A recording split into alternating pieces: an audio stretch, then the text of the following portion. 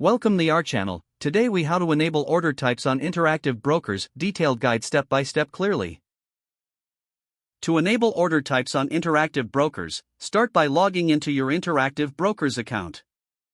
Navigate to the Account Management section on the left side of the dashboard. Once there, look for the trading settings within the menu. Click on Trading to expand the options available to you. Next, find and select order types from the list. You will see a variety of order types that you can choose from. Review the list and select the order types you wish to enable. Make sure to check the boxes next to the desired order types.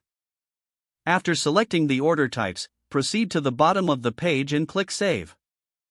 Once you save your changes, the platform will confirm that your settings have been updated successfully.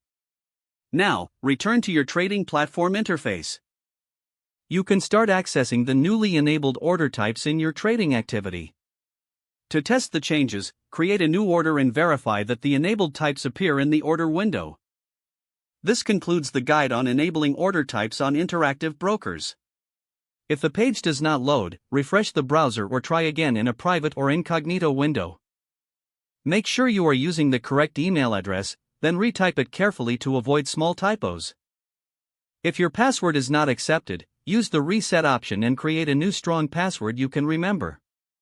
Check your spam folder for verification or security emails, then complete any requested confirmation steps. Enable two-factor authentication if available to improve account security and reduce unauthorized access risk. After signing in, review your profile details so your contact information and settings are accurate and current. If you see an error message, note it down and try again after restarting your device and internet connection. Log out when you finish, especially on shared devices, to keep your account and payment information secure. If the page does not load, refresh the browser or try again in a private or incognito window.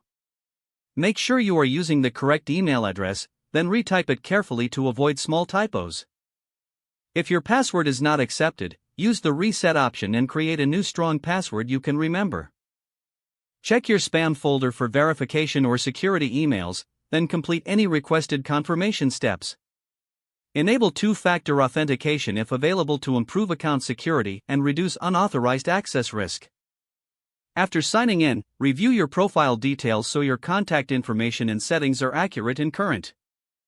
Don't forget to like this video and subscribe to our channel for more step-by-step tech guides.